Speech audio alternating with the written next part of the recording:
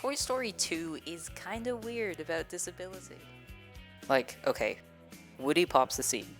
For the purposes of this video, that's analogous to a temporary disability, like a broken arm. Anyway, he's worried this means Andy will no longer love him.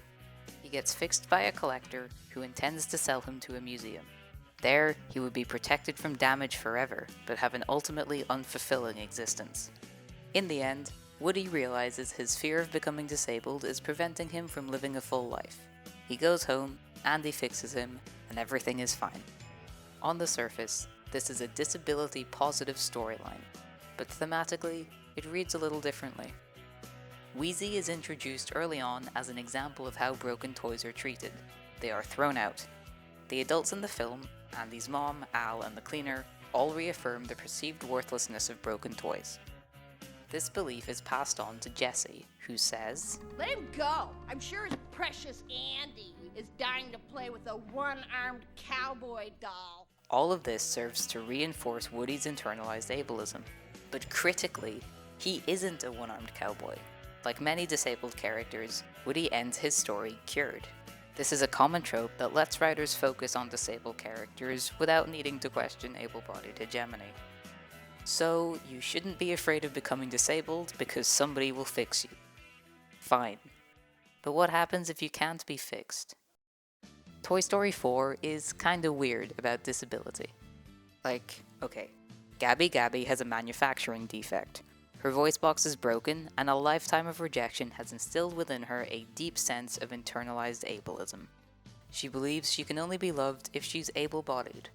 But, when she finally gets cured, she's rejected again, which totally devastates her.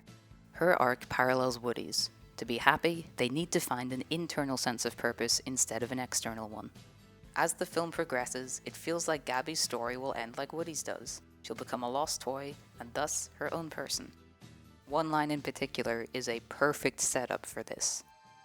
When my voice box is fixed, I'll finally get my chance. But again, what actually happens? Her voice box is fixed, and she finally gets her chance. How are we supposed to interpret this?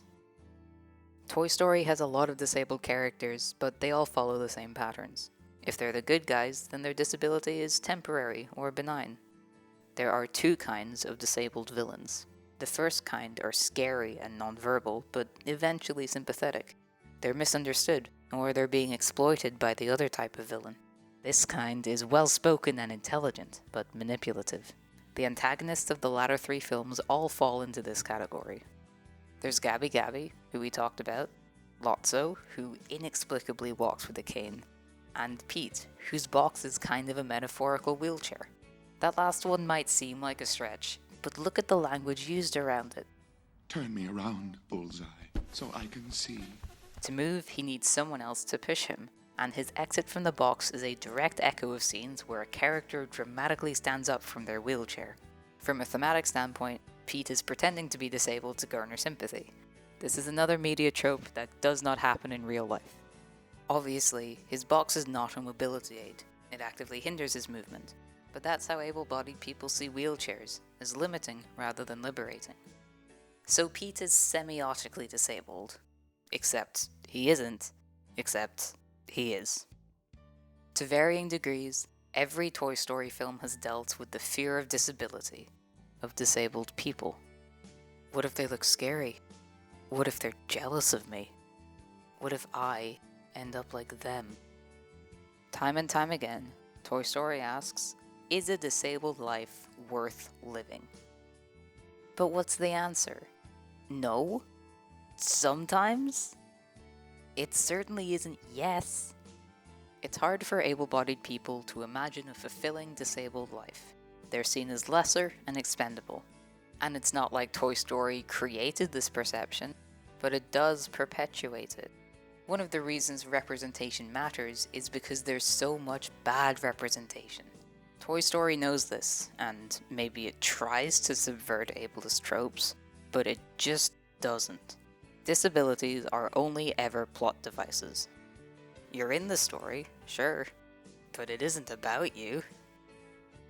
After 4 movies, it's hard to call this clumsy. It's thoughtless. And I think disabled characters deserve more thought.